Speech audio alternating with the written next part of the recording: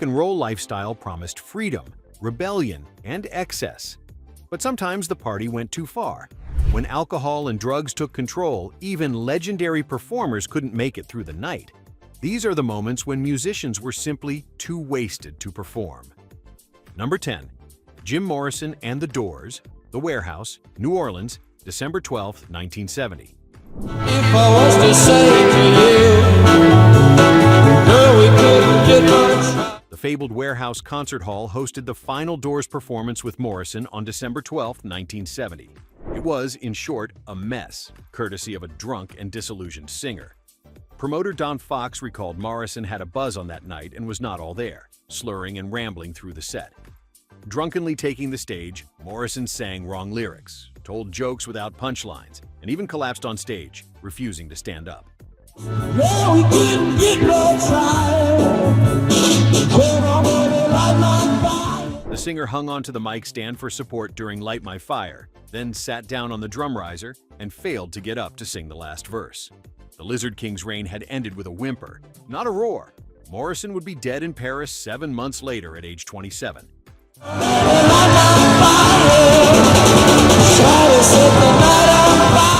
Number 9. Keith Moon, Cow Palace, Daly City, California, November 20th, 1973.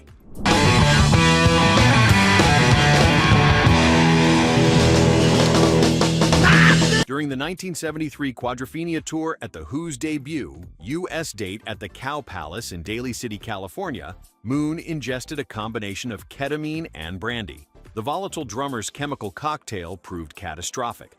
During the concert, Moon passed out on his drum kit during Won't Get Fooled Again. Moon passed out again during Magic Bus and was again removed from the stage before Pete Townshend asked, "Can anyone play the drums? I mean, somebody good." 21, it's gonna be a good year, especially for you. A drummer in the audience, Scott Halpin, came up and played 3 songs to close the show. The image of an amateur replacing one of rock's greatest drummers became legendary. Moon's wild reputation had finally caught up with him in the most public way possible.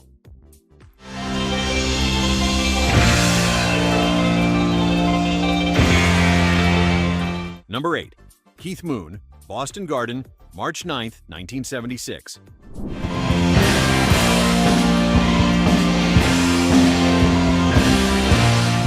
The Who claimed Moon was felled by flu symptoms after taking the stage, before more than 15,000 fans on March 9, 1976, at the Boston Garden. The truth was darker. Only later was it revealed that Moon's downfall that evening was not the flu, but instead a near-lethal intake of brandy and barbiturates. The Who had to cancel the show after just 2 songs and reschedule. 15,000 paying customers watched their concert end before it began.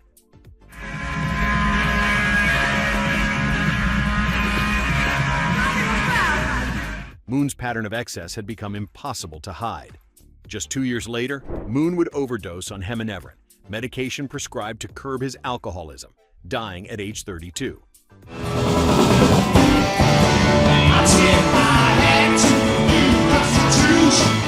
Number 7. Ozzy Osbourne Black Sabbath Sessions and Tours, 1978 to 1979.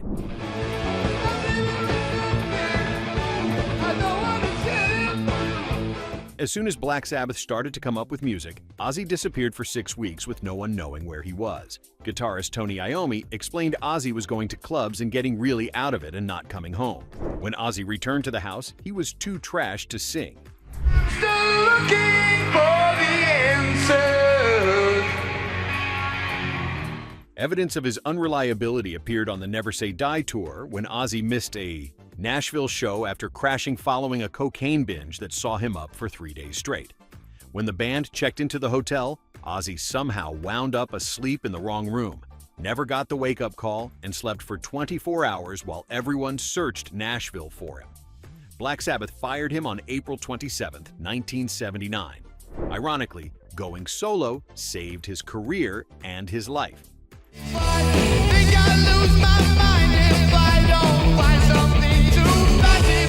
Before we continue, which of these incidents shocked you the most? Did you see any of these legendary artists during their difficult years? Drop a comment and let us know where you're watching from. Number 6. Jimi Hendrix, Aarhus, Denmark, September 2nd, 1970.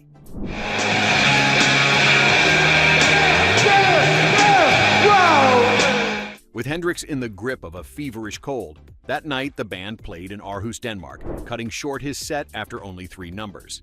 He had only ever stopped a gig once before. His girlfriend Kirsten Nafer recalled that when she met him earlier that day, he was staggering and acting in a funny way, telling her, "I don't want you to see me like this." I heard you shut your lady down, you shut her down to the ground. Hendrix was unable to even tune his guitar before going on stage, and after playing a couple of songs, the concert was canceled. September 2nd in 1970 was just 16 days before his death. The Aarhus cancellation was a warning sign no one could ignore.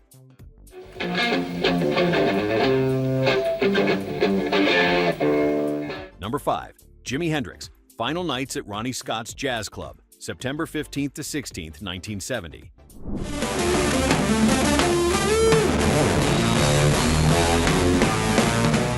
On September 15th, 1970, 3 nights before his death, Hendrix arrived at Ronnie Scott's Jazz Club in London entirely intoxicated, too unsteady to play.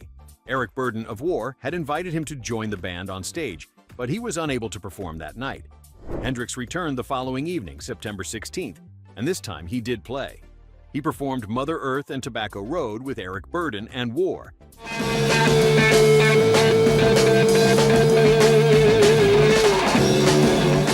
And that performance became his final appearance on any public stage. It was not a disaster. It was, in its way, a proper goodbye.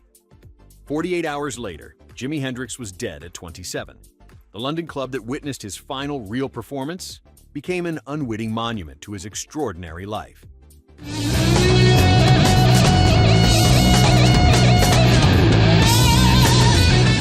Number 4. Sly Stone, missing 26 of 80 concerts in 1970.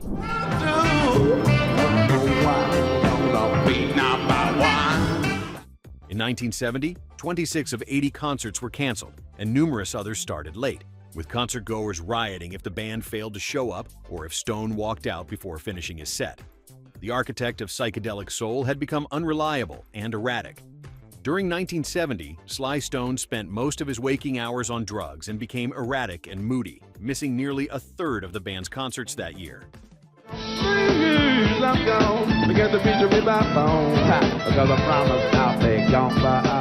Failure to appear at a make-good show after 3 previous no-shows in Chicago's Grant Park that July resulted in a riot that pitted enraged concertgoers against police.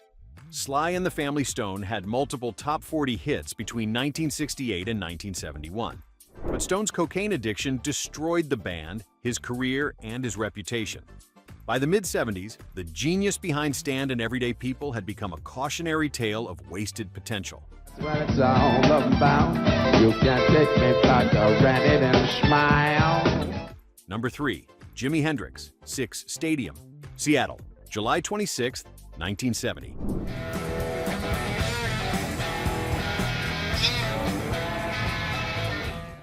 Hendrix had been day drinking with his father before the show and showed up irritable and intoxicated to perform at his hometown stadium.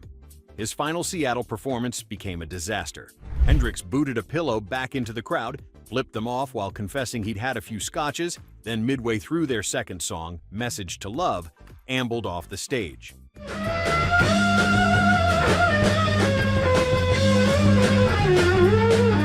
Drummer Mitch Mitchell improvised a drum solo as the rain pelted down. The hometown crowd that had worshipped him since his days playing local clubs watched their hero self-destruct. Hendrix never returned to Seattle. Less than 2 months later, he was dead. His homecoming had become a humiliating farewell.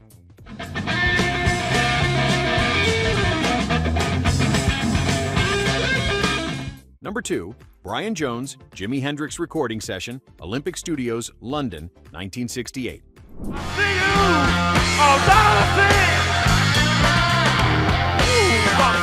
Jimi Hendrix once removed Brian Jones from a recording session because the guitarist was too drunk to contribute.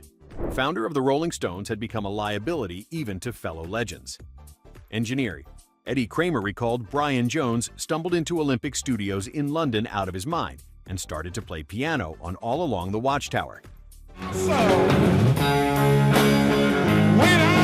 of Mexico way. Kramer said, "Brian, come into the control room and listen to what we've done."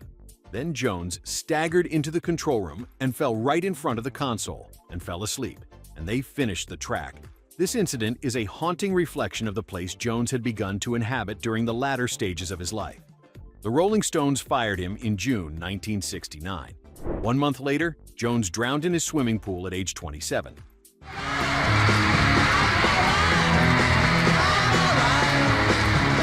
Number 1. Janis Joplin, Harvard Stadium, Boston, August 12, 1970.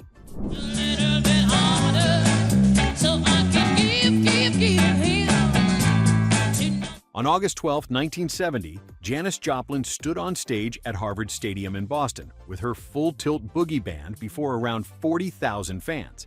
And despite chaos behind the scenes when sound gear was stolen, Janis finally burst onto the stage, delivering her performance with raw energy.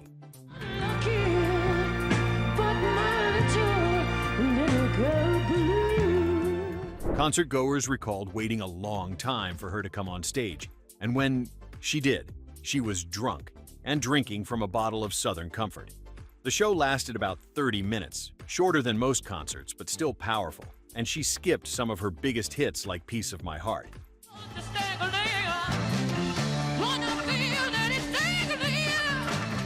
Instead, offering a largely a cappella Mercedes-Benz that stunned the crowd. Unbeknownst to the audience and Janis herself, this concert would be her last public performance. And on October 4, 1970, she passed away of a drug overdose. Despite the substances coursing through her veins, the queen of psychedelic blues still delivered her soul to the crowd.